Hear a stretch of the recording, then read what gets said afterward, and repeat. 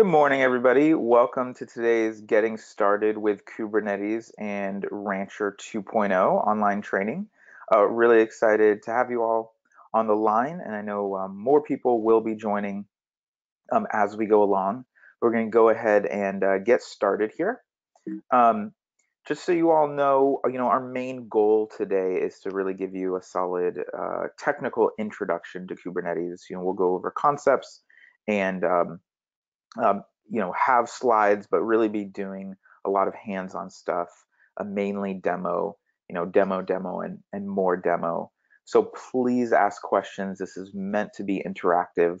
We really want to serve you all and, help you get what you need so you can get started, running your applications on Kubernetes clusters and using Rancher as you need to. Again, our aim is to answer every question that you pose, and we have about 90 minutes together. So if we don't get to something, you can still reach us after this training. So I'll use that as a way of introduction. My name is Matthew Shear. I'm a community advocate at Rancher. I help run these trainings and some other content and education. You can reach me by my email address, matthew.shear@rancher.com, and that's Slack. And our field engineer, who will be really handling, honestly, the brunt of your questions and going through the demo and stuff, will be Kyle.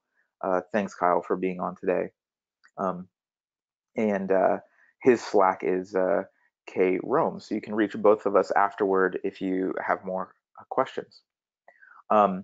Just for a little bit more context as we get going here, the purpose of this training is really, to give you an introduction to Kubernetes and Rancher, assuming that you do have a basic understanding, of Docker containers. If you don't, that's okay. I think you'll still get a lot out of the training, and there's a ton of resources available, online on Docker, great educational materials, and on rancher.com/blog as well for containers. And if you do have questions, we'll do our best to answer them.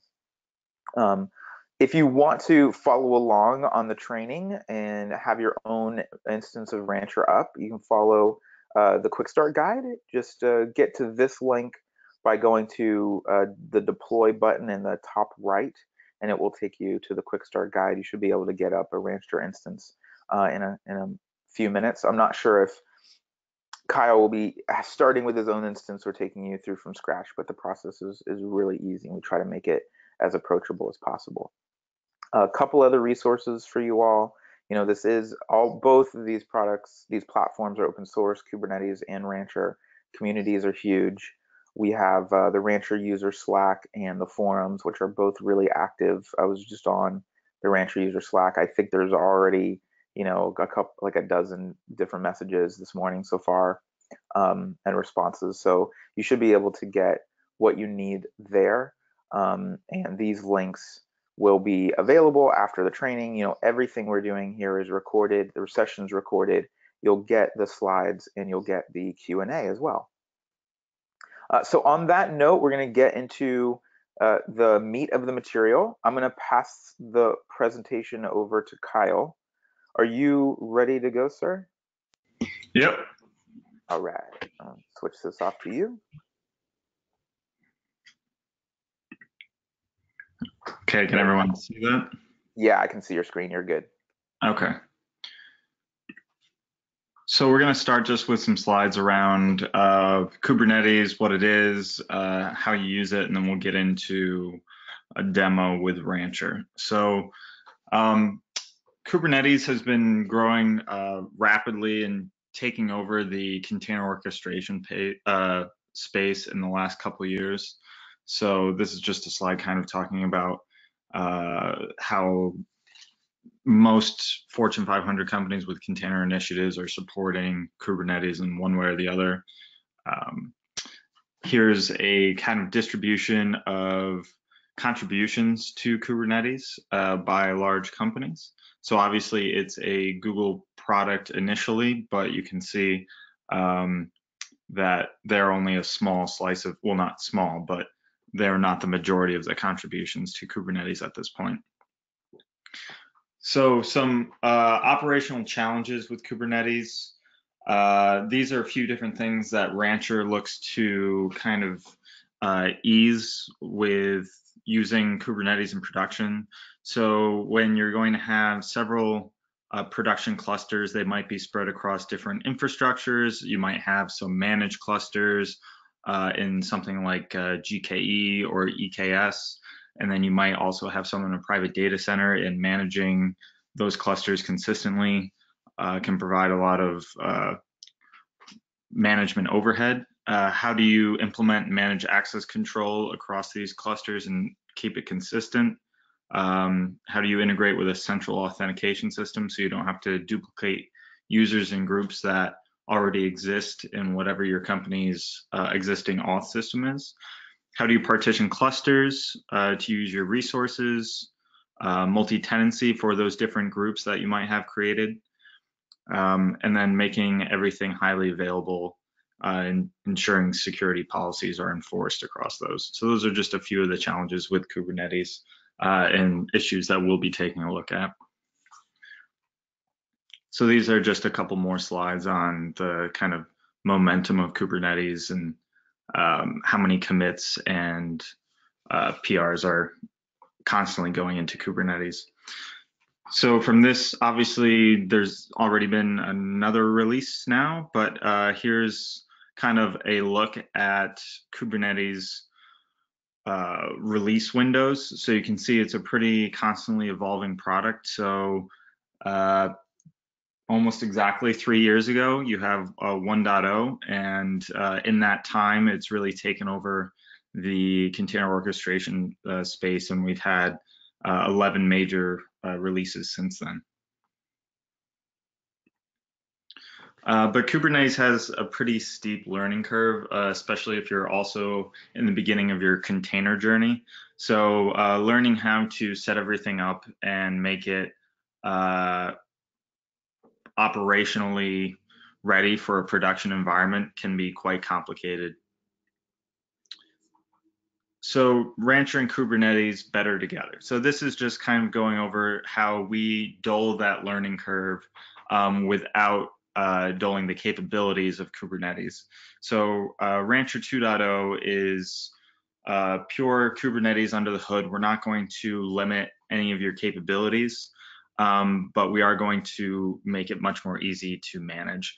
So easy to use interface for Kubernetes configuration and deployment, infrastructure management across multiple clusters, automated deployment of the latest Kubernetes release. So we follow those releases quite closely. We'll just test to make sure there's no changes that are going to affect the usability of Rancher, but we're usually only a week or two behind a Kubernetes release to GAing it. Workload, RBAC policy, and project management. So simplifying some of the most difficult aspects of Kubernetes.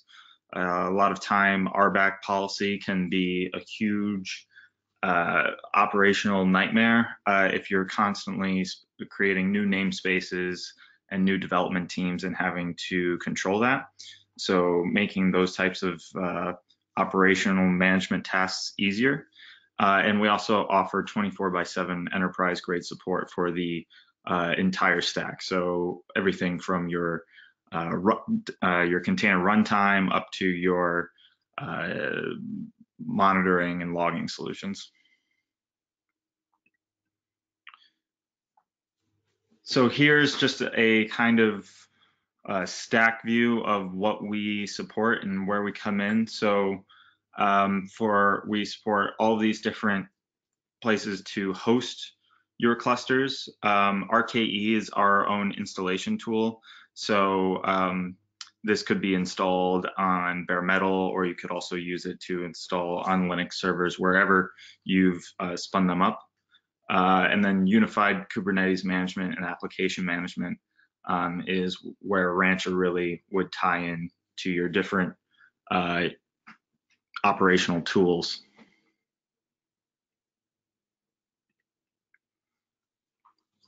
So this is a little diagram of how Rancher server interacts with different clusters. So everything's going through the Kube API server, just like your other controllers in Kubernetes.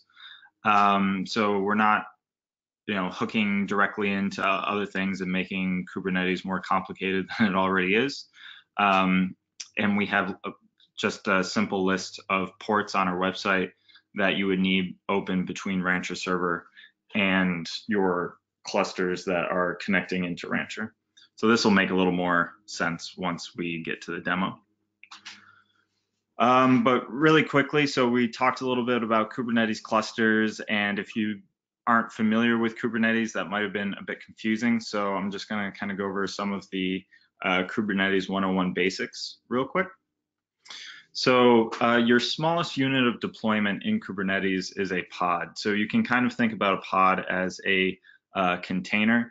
There can be more than one container in a pod, but it is the unit of deployment to a Kubernetes cluster. And when I'm talking about a Kubernetes cluster, I'm talking about a kind of group of servers that together represent a deployment target for you. So that cluster is defined with master nodes, which run your Kube API server and your controllers and schedulers. Your etcd node, which is your source of truth for your cluster, and your worker nodes, where your actual workloads will be running. And those can either be separate nodes, or they can all those different roles can be run on the same nodes as well. But as far as pods are, this is just what you get with pods. If you have multiple containers, they're all going to be co-located. So a pod is all going to run on the same node. It's going to share a file system and a namespace. So if it's confusing, don't worry too much. It's usually just a single container, and often you can just think of it like that. But just note that it doesn't necessarily have to be that way, and there's some extra complexity that you can introduce if your applications require it. So this is just an example of a pod. Here we have Nginx that is talking to a Redis cluster and being exposed on a local host port. So it can be anything, but just for the next few slides, this is just an example of a pod with a couple of different workloads running inside of it, or containers rather. This is if you are new to distributed systems, this is a good book to get started with. There's obviously lots of other books and just websites and things like our docs and Stack Overflow can give you a lot of information as well, but this is a good starting point. So with pods, you need a way to maintain the state and schedule those pods on your cluster. So that's what a replication controller and replica set do. Replication controller is just a newer version of replica set. So this maintains the state of a group of pods. So if you have 4 instances of pod running and one goes down, this will drive the current state to the desired state and bring up a new pod somewhere else on your cluster. So here's just a quick example of that. We have 12 of these pods running. If we lose a server and we lose 4 of those pods, if they're evenly distributed across the 3, the replica set will tell the cluster, hey, you need to deploy 4 more of these wherever you have space. And so now we end up with 2 servers with 6. So a deployment is a level of extraction above the replica set. So this would really be kind of your definition of your entire application. So it includes your replica set, includes how your scaling and upgrades are going to perform, with the pods that are inside those replica sets, things like that. So here we have a deployment with, this is just going to show an upgrade. So you have 4 instances. You have V2 of, so if you're upgrading from V1 of this deployment to V2, you have 2 instances come up. Once those pass health checks and they're ready to go, you're going to see that 2 of the instances are brought down for the version 1, and then the same thing is going to happen for those next 2 pods as well. So now we're fully at V2. So there's other deployment and rolling upgrade policies that you can deploy, but this is kind of a standard one. So now how do you access these applications? So you've created a deployment, it's running out on your cluster. How do you now access those applications? So a service defines a DNS entry that can be used to refer to a group of pods. So as those pods might be moving around, you need a consistent endpoint for the group of pods. So this service will keep track of where those pods are and can be the endpoint within the cluster for communicating with that service or for that deployment. So there's three types of services we'll talk about: node port, cluster IP, and load balancer. So node port is I want to expose the pods on a port on each node that those pods are running on. So if I have two pods running on two different nodes, a node port service will pick a random port within a certain range, which is like 30,000 to 33,000 or something like that. And you can also specify one, but you can let it just pick an open port. This will allow you to just directly go to the IP address :port for whatever the IP address of the node that it's running on. Cluster IP, this is going to make the pods accessible internally, so it's not going to create an external access point, but then this could be used with Ingress to allow access to the application. We'll talk about that in a second. And then load balancer. So if you're using like a cloud provider with an external load balancer, like ELB or something, this would set that up so that you could access your application through that external load balancer. So here's just a diagram of that service. So those pods can be running on any number of services, any number of nodes, and it's the service's job to keep track and route to those pods wherever they're currently running.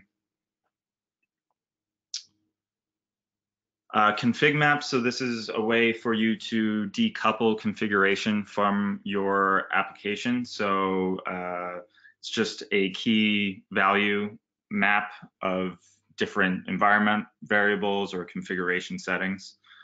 Exposed to the pods is either environment variable within the definition for that deployment. So within your every one of these resources we're talking about, from pods, replica sets, services, config maps, are all considered a resource within Kubernetes.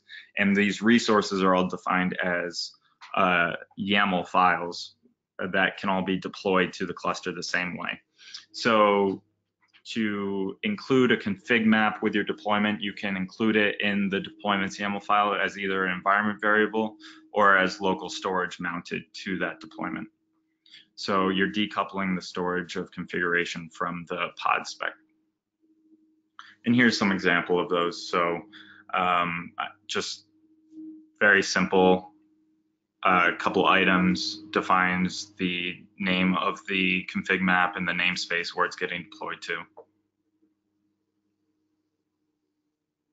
And this way, if you're deploying an application, say through a dev, QA, and prod cluster, you can deploy the same application, but have a different config map coupled to it for each of those environments.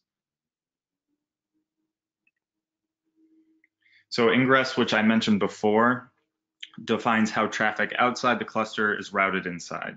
So it's used to expose Kubernetes services to the outside world. So if I have those cluster IP services, I can route traffic to those internal services based on factors such as host and path.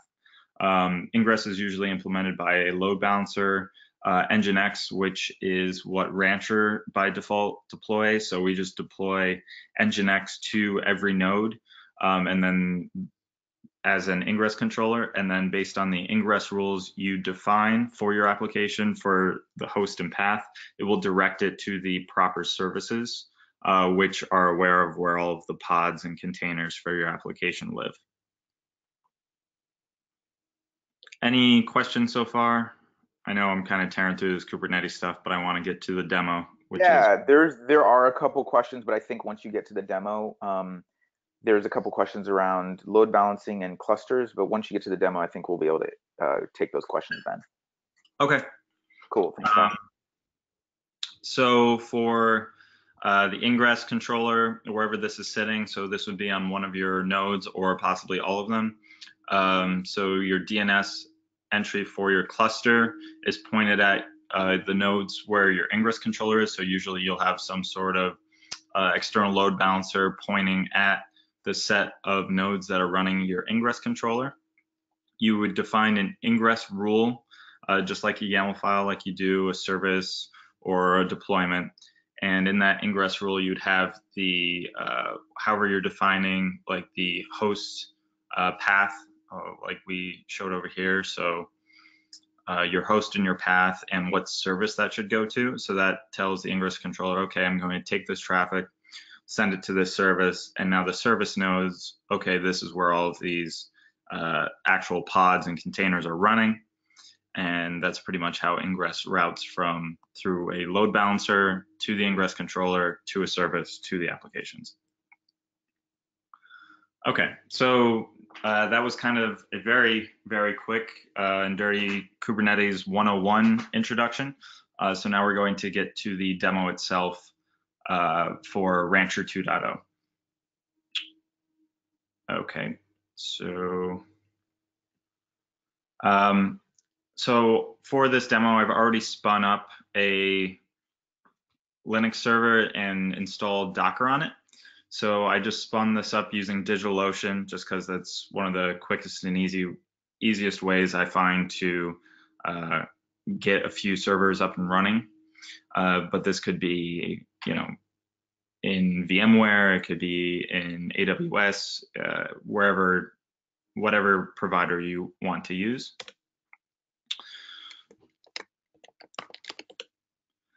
And so I've already, you can see I already have the Rancher Quick Start image running here. So to do that, if you come to our Quick Start guide, it's very straightforward. You provision a Linux node, and then it has the requirements and Docker requirements around it. These are just, we're just supporting everything that Kubernetes supports here. So these are the versions that Kubernetes explicitly tests and supports for both Docker versions as well as host versions. We have our own OS as well, which is a small, everything runs in a Docker container Linux OS. But for this, I just am running an Ubuntu 16.04 image. And so then once you have Docker installed on whatever Linux server you want, you just run this one Docker command. And that's all I did to get this Docker container running. And so we've packaged everything you need for Rancher server to get it up and running into one Docker container for this quick start. So it has all of the necessary Kubernetes parts in there as well. If you're running Rancher in production, you would really install Kubernetes itself and then run Rancher as a workload in Kubernetes for HA purposes. But so you can see I'm connected to 206.189.2.04.16, and that's just the URL that I'm connected to here. So when you first click on or navigate to your Rancher server, which I've already done, you'll just be prompted for a default admin password and then the URL you want to use for Rancher. So if you're just using Quick Start, usually it's just the IP address. And then this will be your landing page. I've already added a cluster here, but I'll walk through how that's done. Let me go. Okay, wait. Just want to make sure I follow this little guide along so that we don't miss anything. So for the adding a cluster, well, so this is your landing page for Rancher server. And you'll have a global navigation. So this is when you're doing administrative tasks that would be across multiple Kubernetes servers. and have the ability to impact how those might get set up or access, or what applications might be able to get deployed to them. And then you can see under here, I have my cluster, webinar-do, just because this is running on DigitalOcean. And then underneath this, you would have the projects that are created in each cluster, and I'll get to projects in a minute. So your first action after spinning up the Quick Start Rancher guide, you would come to Add Cluster, and there's a few different ways to add a cluster in Rancher Server. So for this demo, all I've done was create a DigitalOcean cluster using one of our node drivers. So everything from here over are our node drivers. So you would give me, or you would give Rancher your necessary secrets or API keys. So for DigitalOcean, as an example, if I wanted, so I already have a template for DigitalOcean here, but if you're coming here the first time, it would just ask you for your API key. With Amazon, it asked you for your AWS secret and key, just depending on the provider. And then for DigitalOcean, all that I need to do is select the size of my node. For something like AWS, I would need to already have a VPC and security group and a proper IAM role set up, and the requirements for those are all on our doc site. So DigitalOcean is a little easier in that I just really need to pick the size of my node, my region, the image, SSH user, and then I have a few other things. Name this template. So I already went through this, had it configured just like this, and I named it webinar. And then I can say, okay, I want 3 nodes that are defined by this template webinar. I can have multiple templates. So if I want, say, etcd nodes that are different size with different storage, I can do that. For this demo, I'm just going to have them all be all 3 roles. So control plane is, if you're used to Kubernetes lingo, these would be your master nodes, your etcd nodes, and your worker nodes. So I just want one node pool. I'm just creating a cluster with 3 nodes that are all 3 roles. I click create, and I didn't name my cluster, so it's failed.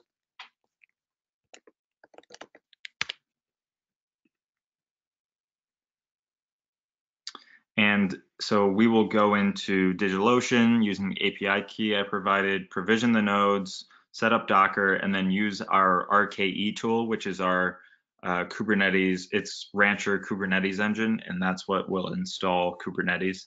RKE is what we're using to install Kubernetes through Rancher, but it's also a standalone CLI tool that you can just use to install Kubernetes on your own.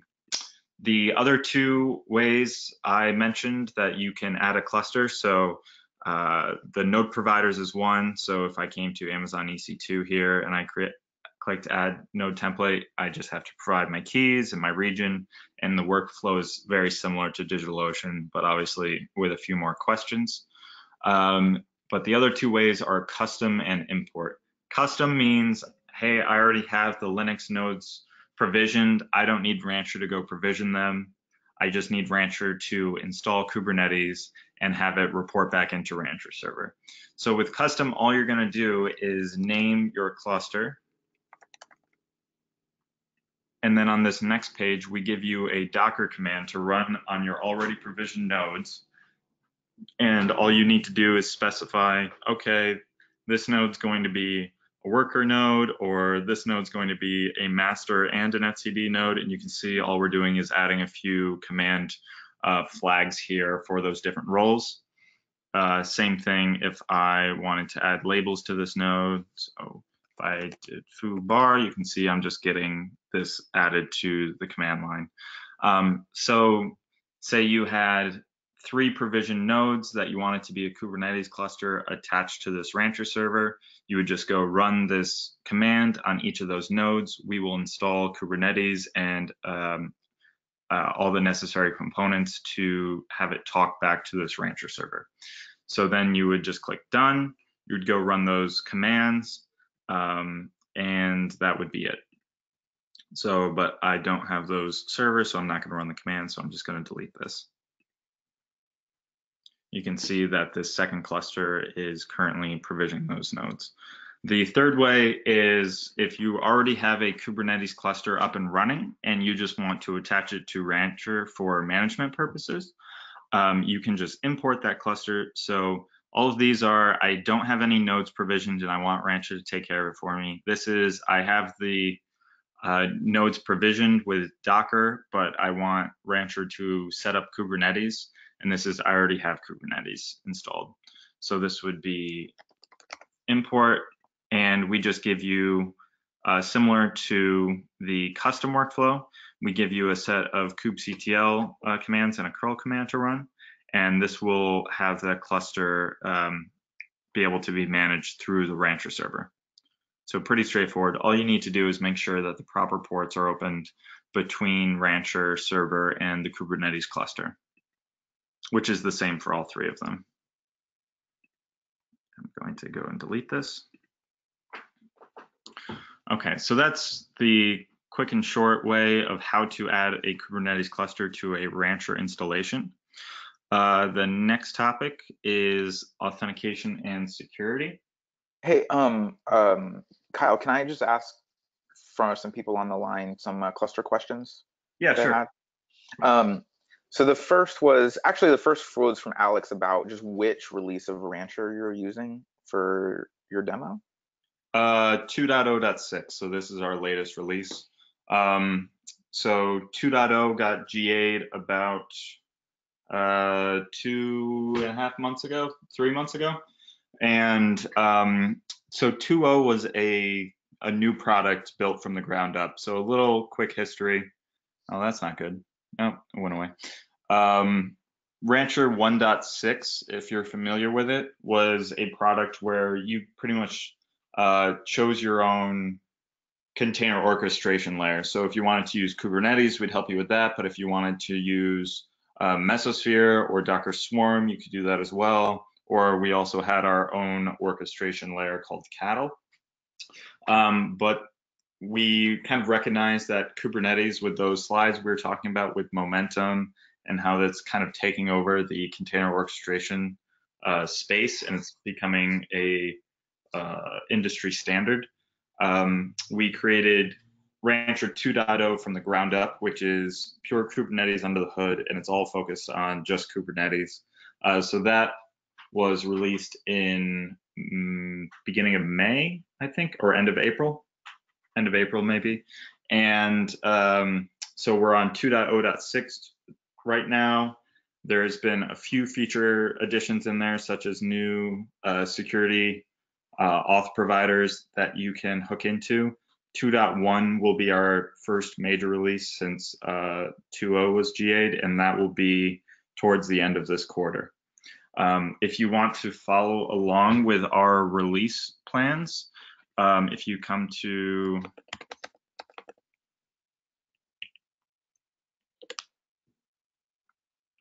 our Rancher GitHub and go to the wiki, you can click on our project plan and see the roadmap. And if I click on Rancher 2.1, it has all of the release goals for 2.1 in here and the different new features that you'll be able to have in 2.1. So, but right now we're using 2.0.6. Also, as Matthew was talking about, there's a few helpful links down here whenever you install Rancher. So help and docs just goes to the website.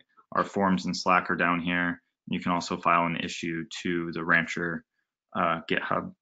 One other thing I will note is that when you're installing the quick start, Rancher is completely open source. So what I just installed through that one command, that one Docker command, is the same thing as our enterprise support customers are running. There's no enterprise version of Rancher. It's completely open source.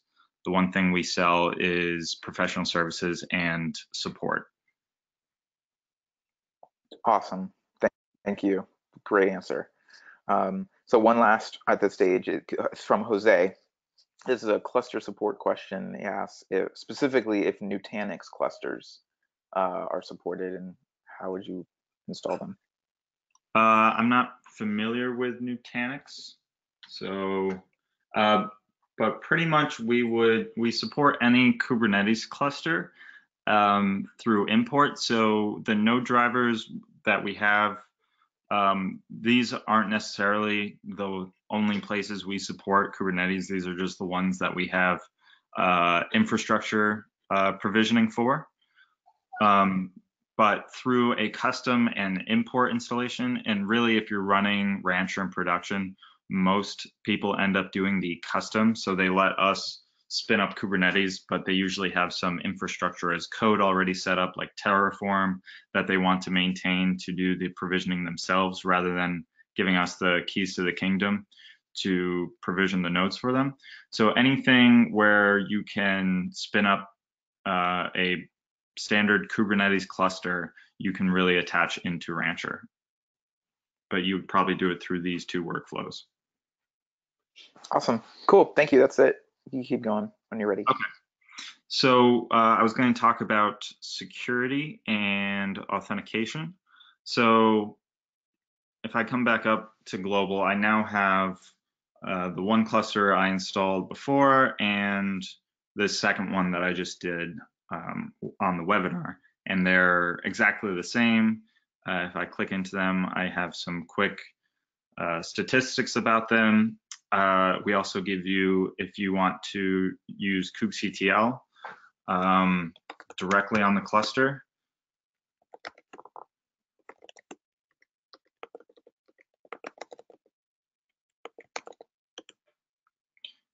we let you do that directly here in this shell, or you can download this kubeconfig file, which will give you whatever access you're currently logged in as. This will give you the same roles as that, and then you can install this on your local machine and run kubectl from there to interact with this cluster as well. So you don't, once a cluster is attached to Rancher, you don't need to do all of your interactions through Rancher. If you want to do something through kubectl, you're certainly welcome to do that, and we enable you to do that right here.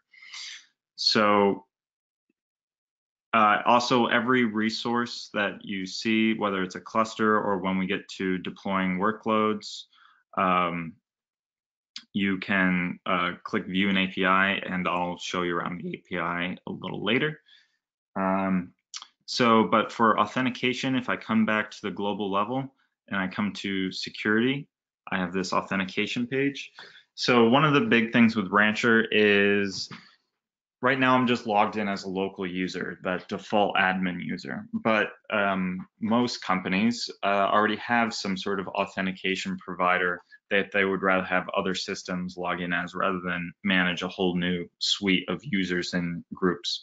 So if you're an Active Directory company, you can hook Rancher into AD, set up the proper access and pull in your AD users and groups and apply role-based access to those users and groups rather than setting up your own entirely new users and creating new custom groups. So once you do that, you can define roles, and there's a suite of already active roles here. If I wanted to add a new role,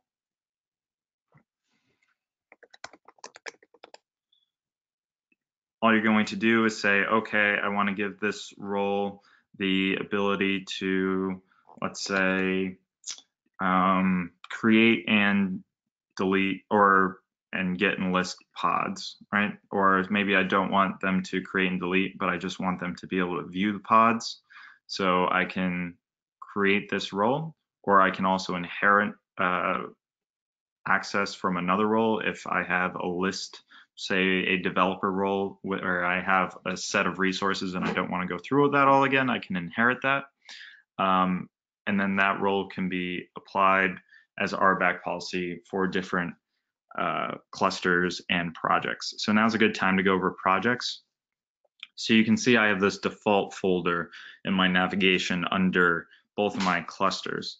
A project for people familiar with Kubernetes, there's no concept of a project in Kubernetes. What we did is just Kubernetes lets you define your own resource types. So in just bare Kubernetes, you have all your resource types that we just went through, like services, ingress, config maps, those type of things. But you can also define your own. And so that's what we did with projects. And a project for us is just a logical grouping of Kubernetes namespaces that allows us to control RBAC policies at a level above namespaces.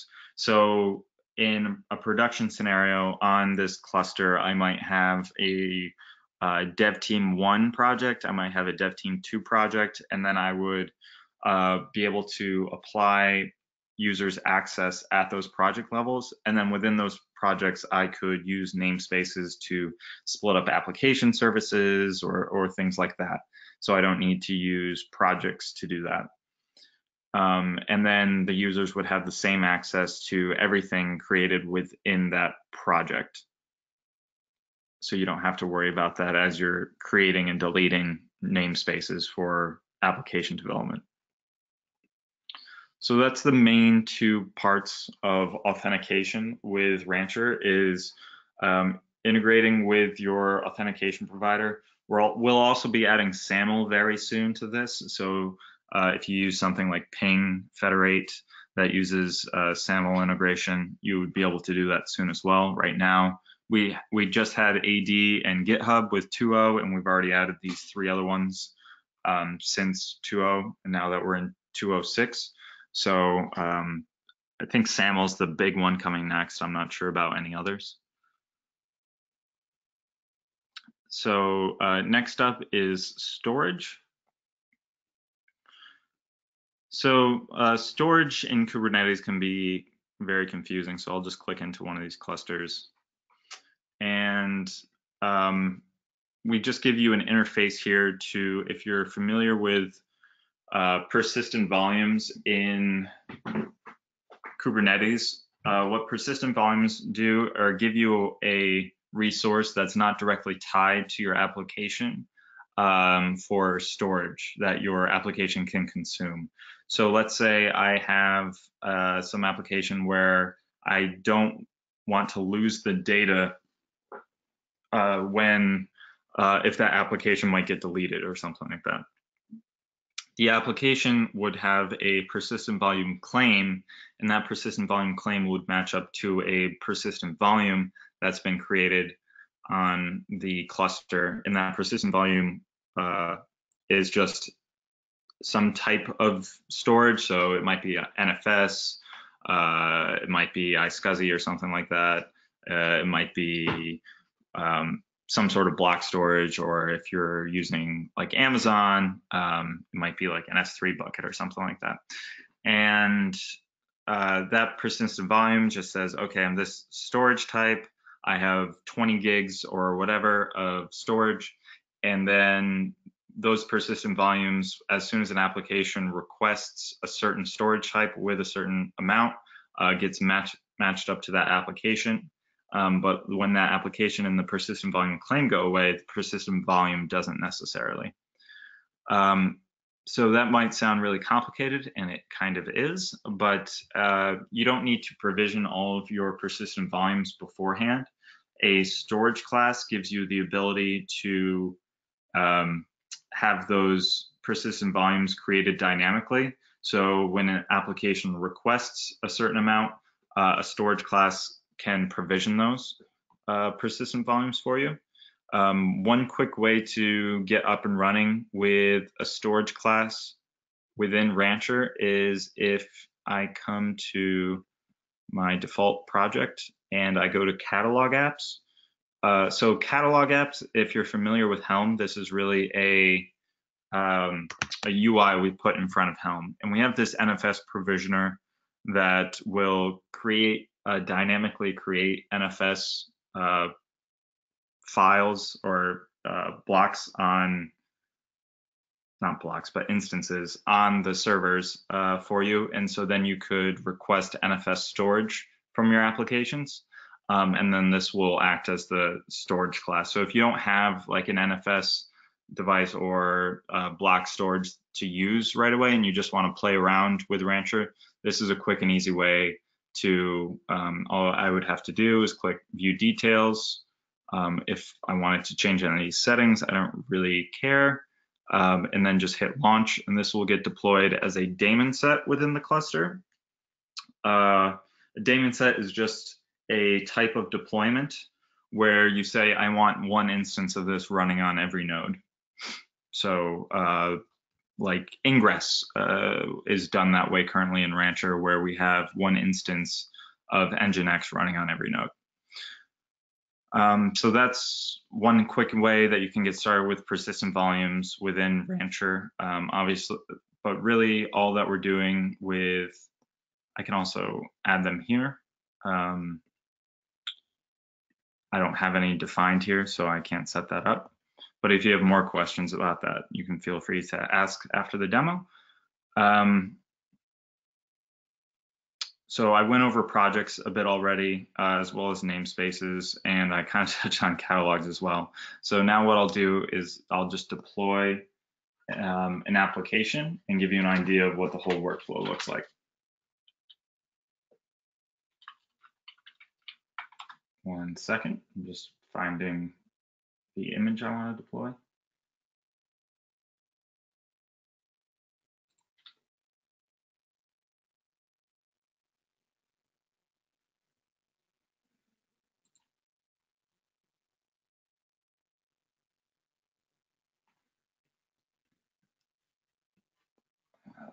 One minute.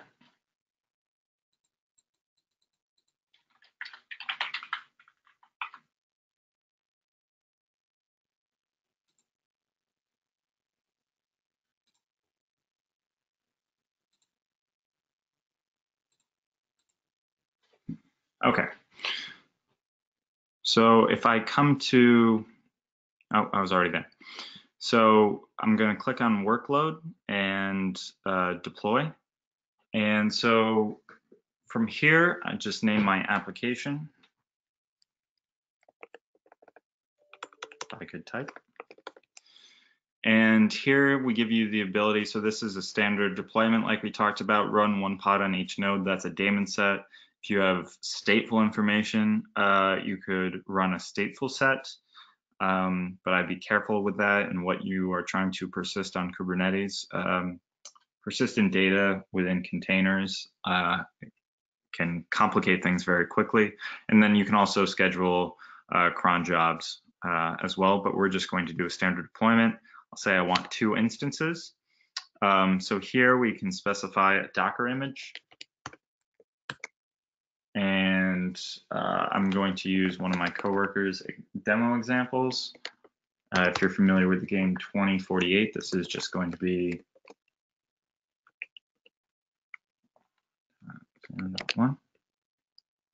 an instance of that. And I'm going to add a port. So this is going to create a node port, which is a type of service that we talked about before. There's a few other options here as well. Host port, you really probably don't need to be using. I would suggest if you think you need a host port, you probably need a node port. There's documentation on the difference of that. And then cluster IP would be that internal only if I wanted to create an ingress. But I can do that externally, and I'll show you how to do that in a minute. And so if I wanted to publish port 80 for this application as a node port, I'm going to let the cluster assign a port rather than specify one on my own. And then I'm going to click launch. So I can also add environment variables if I need, volumes like we talked about. I can change the standard scaling policy, which we talked about a bit for starting new pods and stopping old. You can also kill all pods, then start new if you wanted to. Obviously, you'd have a little bit of downtime then if you did that. I'm going to launch the application. So I requested 2 instances, and you can see it's already deployed. I can see these are my 2 pods running here. I can exec into these pods directly from the UI. I can also view the logs I can view the YAML that was created and deployed for this pod. So it's a little verbose because we added things like owner references and some labels and annotations. But the main part of the pod, if you're familiar with YAML, will be under the spec. So I can see here's my image, the application name. I added a container port 80 that's getting exposed. And we'll take a look at that node port that was created for this application as well. And then there's also some tolerations that you don't need to worry about here, and the status of the node. But I can also, oh, sorry. I can also view the logs for this individual pod here as well. So obviously there's not much because it just started up. And so this is the node port that got created for me. So it picked port 32541. And so now this is the IP address of the specific node, and this is the node port that got created, and this is the image that I deployed, and you're all set. But if I didn't want to use a node port, and I wanted to create ingress for that,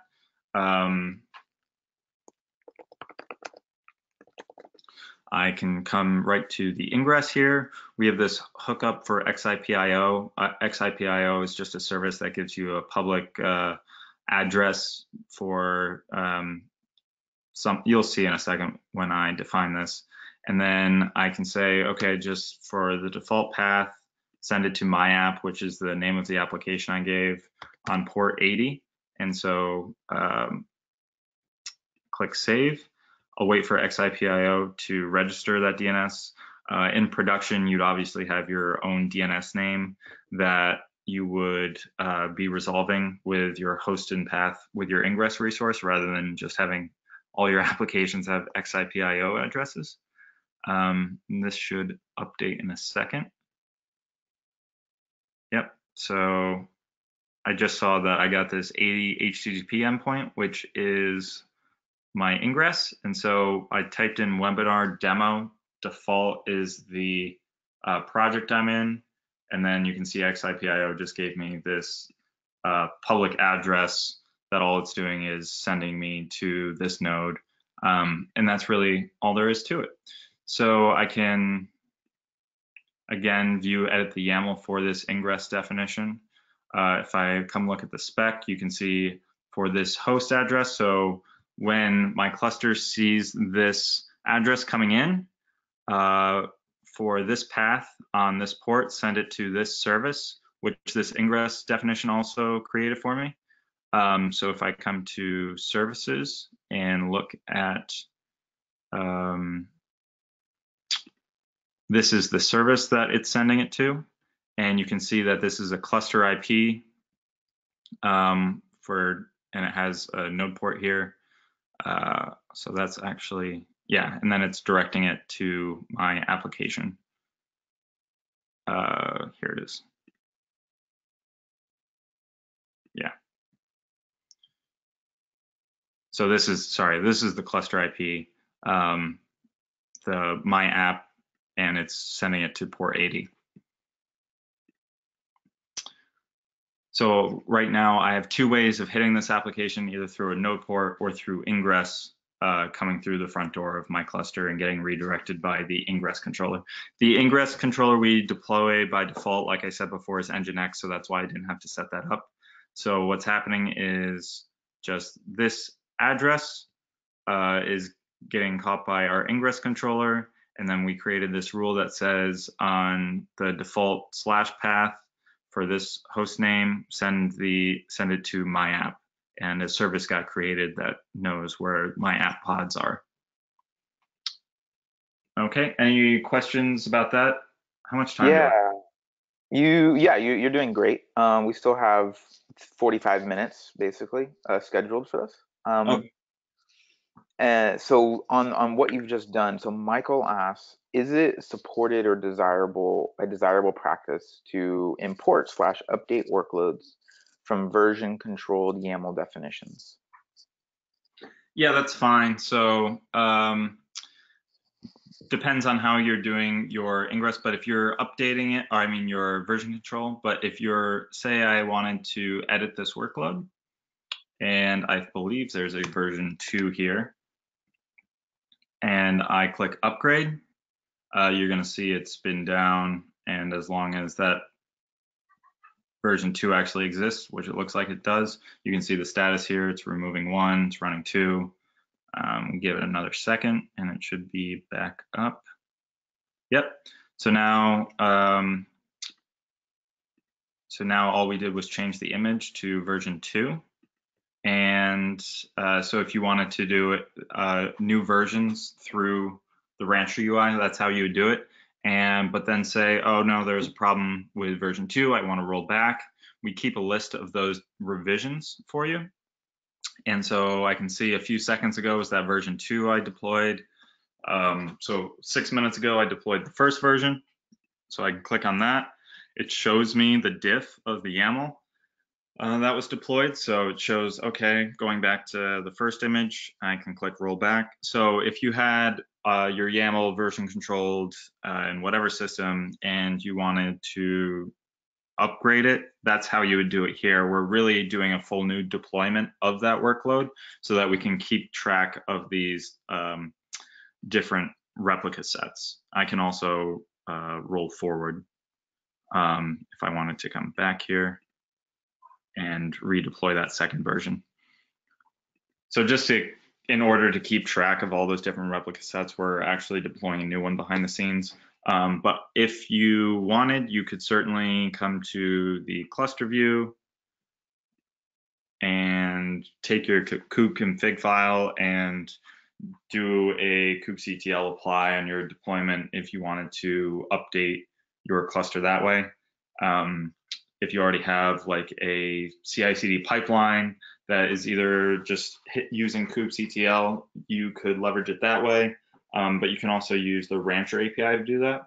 And I'll get more into that in a second. Great. So next question is from Hans, who says, what about audit trails? You know, who changed what when? Yeah, so actually, if I come over here, one of the targets for Rancher 2.1 is audit logs, support to push all audit logs to a centralized log store. So having an audit trail for changes through the UI will be a feature in 2.1. Excellent. Yeah, so you have your current container logs and all of your like kubelet and your API server logs right now, but obviously, so everything you'd have in kubectl you could still access, but for additional audit tracing, that'll be available in 2.1. And this is, like I said, targeted end of Q3. Awesome. Hans also asks, what about duplicating clusters and or projects, e.g. to set up a duplicate environment for test, dev, QA, recovery testing, RBAC deployments, etc.? Yeah, so it depends on how you're doing the deployment. So if you have,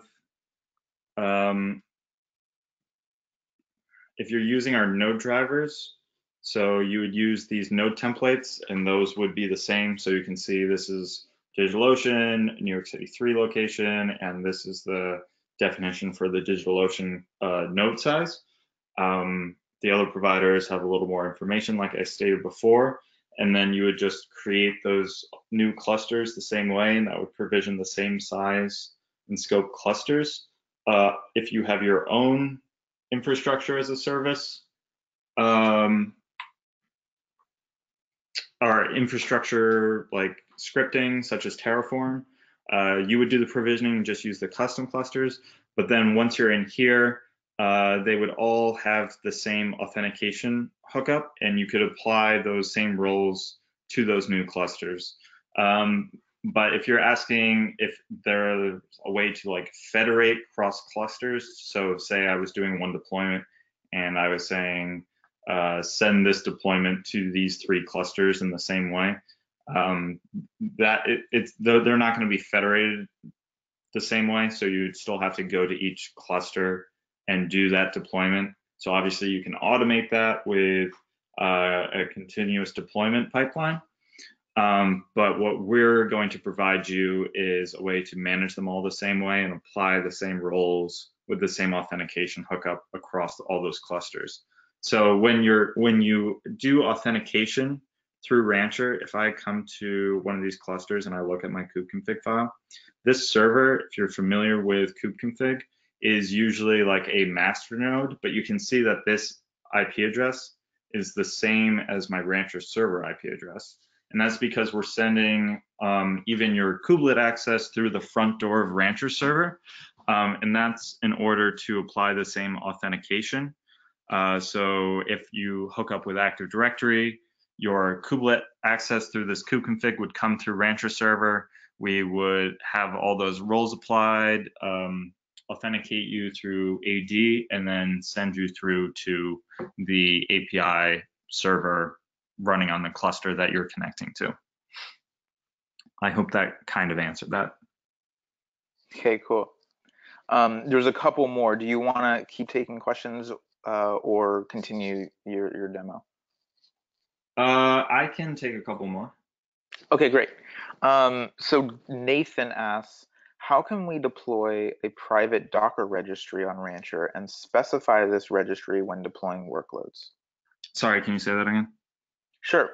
This is from Nathan, and he says, how can you deploy a private Docker registry on Rancher and specify this registry when deploying workloads? So if you're trying to deploy a registry, I would look at the catalog app. So like I said, our catalog is really a UI in front of Helm. If I come here at the global level, I can see I have our library enabled and I have Helm stable and incubator disabled. Helm library, our library is our Helm charts that are a little curated to be a little more Rancher specific, but I can also certainly enable Helm stable. Or if you had your own charts that you want to deploy, like say you're deploying all your applications using Helm and you have a GitHub URL, you can add those here and that catalog will also show up as deployment. And so then if I come to catalog apps and launch, so as an example, Artifactory, if I wanted to use that as a registry, I could deploy that here. There's actually going to be a couple ones. One thing is, oh, this is from library, the Helm. I thought there was another one. Okay. What? Just, oh, okay. I'm confusing myself. So you could use a Helm chart to deploy your registry, just like you would on any Kubernetes cluster. If you had some external registry, say you are using GCR or some provider like that, you can come to resources. So right now I'm at my project level. So this would be the cluster level. You would add those registries here. And all you're going to do is say, here's my address, here's my credentials, and then when you specify the image name here, we will add the image pull secrets for you to the YAML file to tell Kubernetes, hey, you're going to want to go pull this image from this other registry. Great, awesome. One more is from Jose, who says, how do you manage secrets being used by pods and deployments? Same thing. So this is nothing fancy. This is just your key value pairs. This is just Kubernetes secrets under the hood. We are going to, I believe Vault integration is on the roadmap. I don't think it's 2.1 though.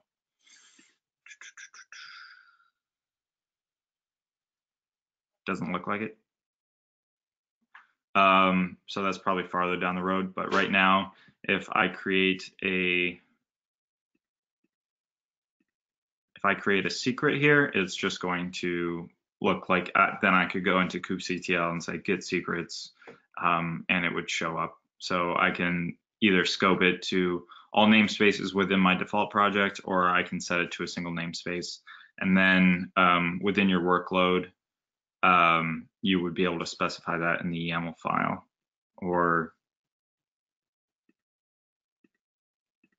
I can also use secrets for adding volumes here. There's a few different ways to do it. So if I had environment variables and I wanted to choose a secret, so let's say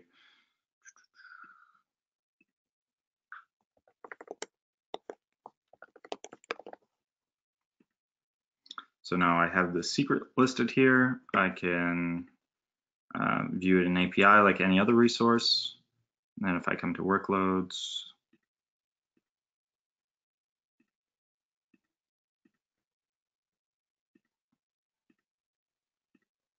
I can add it as a secret here for environment variables, or I could use it as a volume or a secret if it was for a volume like mount point or something like that. And then obviously you can still interact with secrets the same way you would through kubectl while using Rancher as well. Awesome.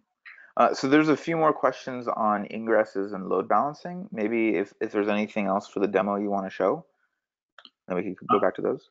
Yeah, why don't you just fire off one of the questions and I can kind of see where it might be. Okay, cool. This is from Stefan. It says, is it possible to use the traffic ingresses, or other third-party ingress instead of the default Nginx one? Yep, you can. All you would do is go into kubectl, tear out our Nginx, and then deploy your own however you wanted. So if I come here, kubectl get daemon set, I forget the namespace it's in.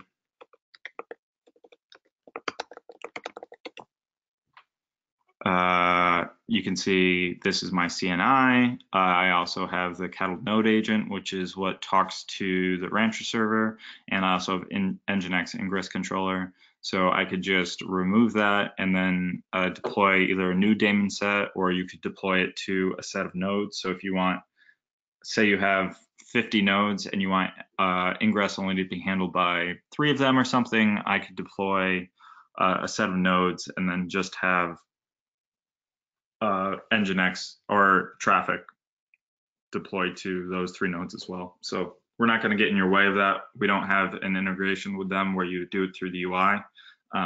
Something like that is probably going to come down the road. It's not going to be 2-1 with different ingress controller options, but it's no more difficult than just setting it up like you would on your own. Great. So kind of on that note, John asks, is Nginx the only load balancer option? Can it be changed easily to a HA proxy? Yeah, you would do it the same way. Or if you want an HA, so if you want to use HA proxy as your ingress controller, that's the same thing as with traffic. If you want, but you can also, if you're using it as your external load balancer and you just want to direct it to our nodes and have Nginx used as the ingress controller, obviously, then you just need to set that up externally and point to the proper DNS, the proper IP addresses. So other than that, obviously I just did the quick start guide, but with if you're installing Rancher in an HA like production ready model, we have a lot of instructions on how to install Rancher with an external load balancer like HA proxy or something like that. Could you go to the HA install docs, Kyle, just so it's in the recording and they'll have it?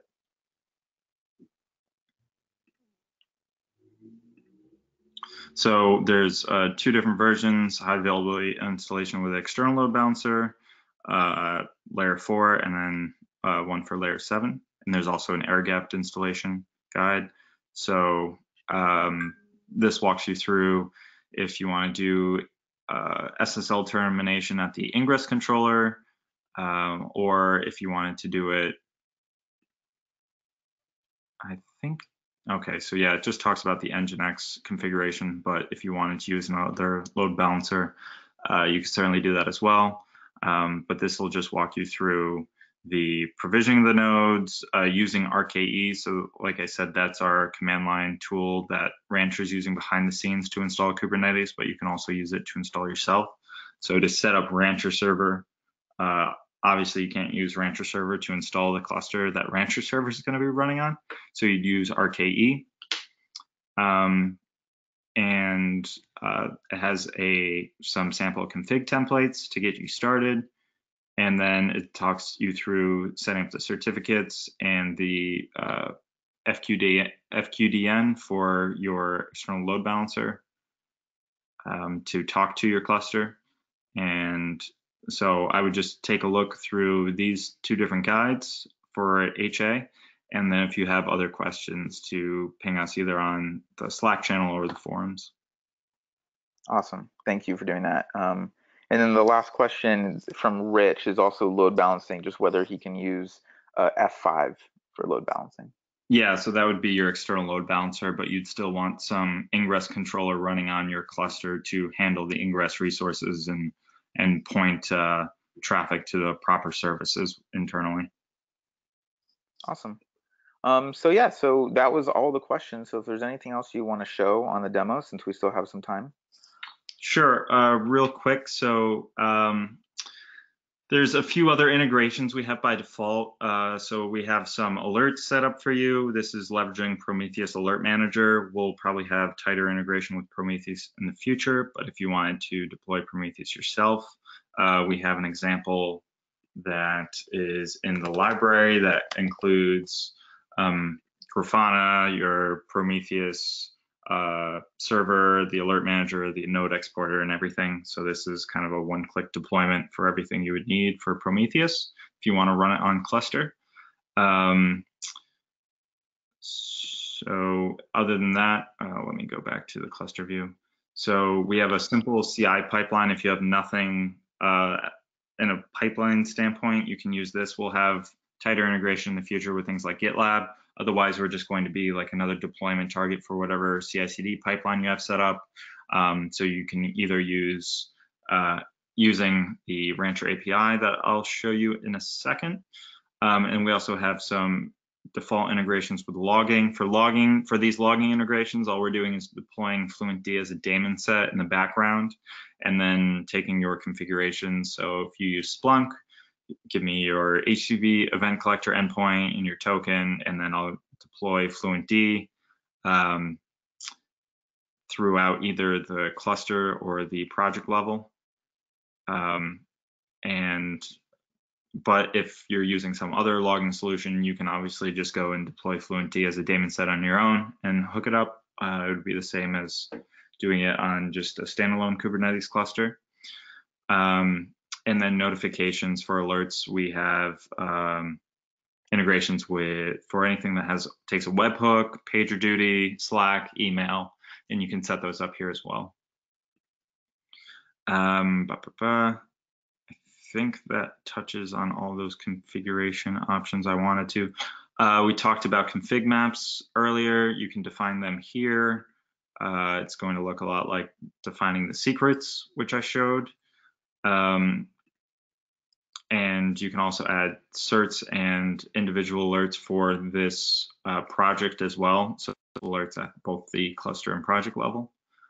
But you're not restricted to this alert manager. So if you use something like Datadog for all of your monitoring and alerting, you're more than what we have. Actually, a blog post that just came out after Datadog's conference last week, and there's a chart.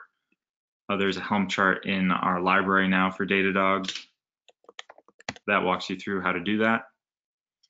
And so for the API, so if I'm looking at my API and keys, so these are API keys that by default got created.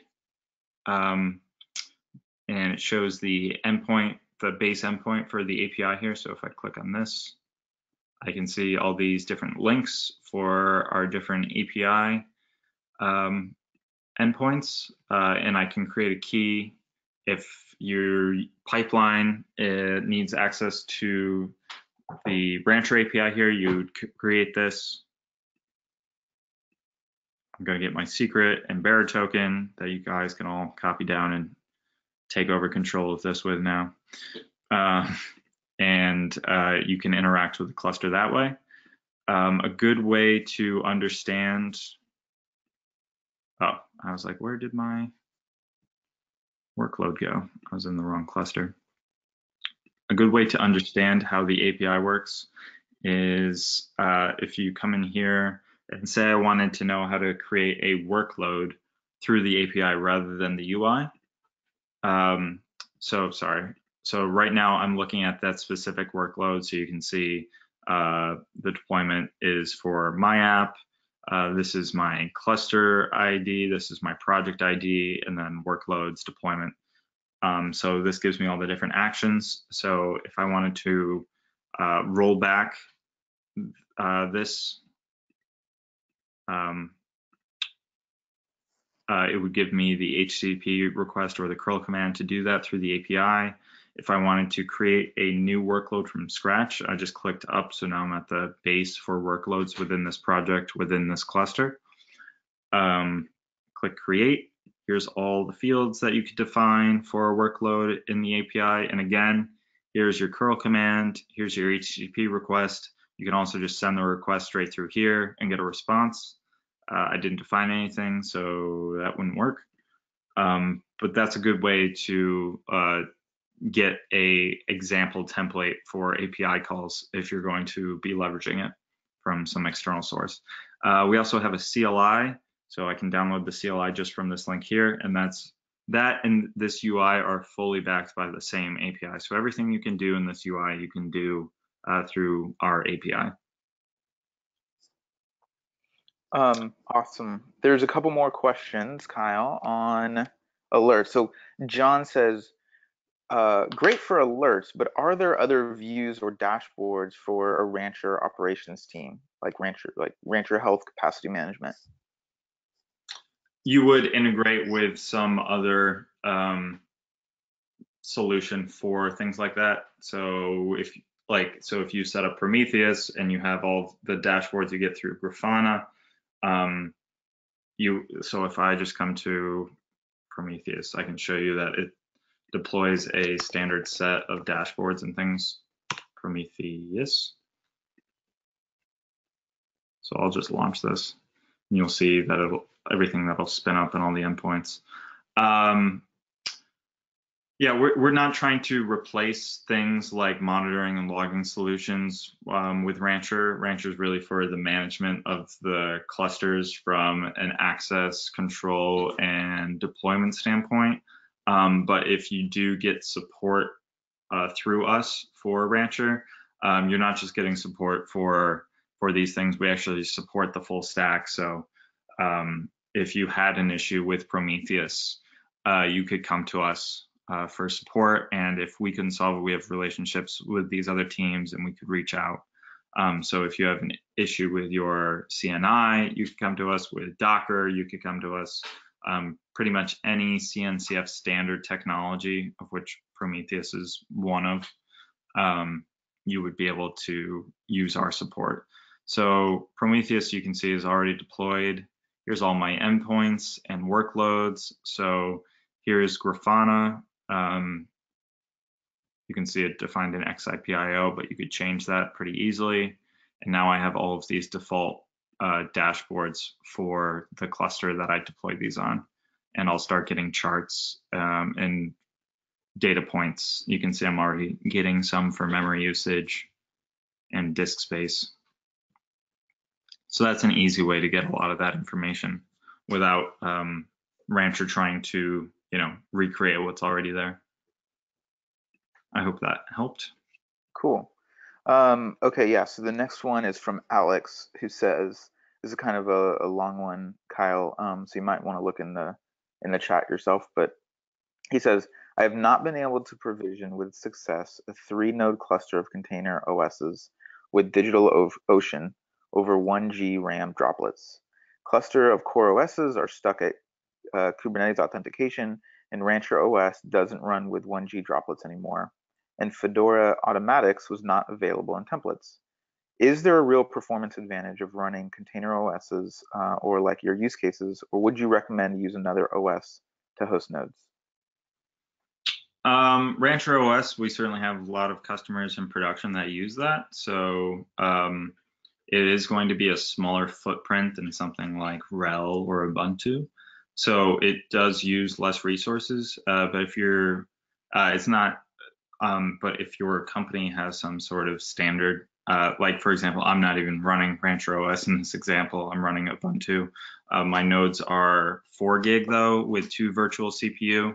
So 1 gig is always going to be kind of small to run a workload node with any meaningful capacity. So we have some suggested sizing in our guide, so I'd take a look at that. But as a default, I would usually say, even if you're running a lightweight OS, I would probably always have 2 gigs minimum. And even that, I probably wouldn't run in production because it's probably not very meaningful. It's because you're going to end up scaling out horizontally much faster than if you just scaled up a little vertically. Cool, thank you. The next one is from Jose, who says, are there any feature or capability related to image signing and scanning, or is that also something accomplished with catalog apps? So image signing and scanning is probably going to be managed by whatever your registry solution is. So like if you use Artifactory or Quay, they have some image scanning capabilities built in. So in 2.1, we'll have some like image caching capabilities. I'm not sure in 2.1 if we'll also be scanning those, but usually whatever your image repository solution would be would manage those type of things. Okay, cool. That is all the questions. So if there's anything, unless there's anything else you want to show, then we could end a little bit early. No, I think I kind of got through everything. I know I kind of raced through it, but I'd highly recommend just standing up quick start. The best way to get familiar with it is just take one Linux node, stand up Rancher server, click around, look at the API, view the YAML, upgrade and roll back some applications, deploy some catalog apps, see how everything. So if I come to the default, now that Prometheus is deployed and I look at workloads, you can see I have this Prometheus namespace with all of these pods deployed. These have a couple images within them, but there's only one pod. So this is my Grafana dashboard. This is my Prometheus server where I can execute POMQL queries. Just see how everything gets deployed, how everything ties together. Set up authentication, whether it's just to your local GitHub or your company's Active Directory, create roles, apply them to projects, see how all the management works, and then see if you could, if it makes sense to apply to your company's current container strategy. And if so, reach out to us, and we'd love to go into some deeper dive demos for you. Also, if you go to our website, we're starting deeper dives. So like this is our standard Rancher 101 training. But if you come to just the rancher.com, you can see now we have a networking masterclass you can watch that goes over everything networking related within containers a little deeper. And we're going to do other ones in the future as well. Yeah, on that note, August 7th, there is a building a CI/CD pipeline with Kubernetes and Rancher 2.0 that'll be at the level of this masterclass. Also free, so join that too in a couple weeks. Yeah, I'll probably watch that. Cool. Awesome. All right. Well, thanks everybody. If you did not get your question answered, or you have more, then just reach out to me or Kyle. Post it on Slack or the forums. And again, this session has been recorded, and you will receive the recording, the slides, and the Q&A. So that's it. Have a great day and a great weekend, everyone. Talk to y'all soon. Bye, thanks, Kyle. Everybody. Bye.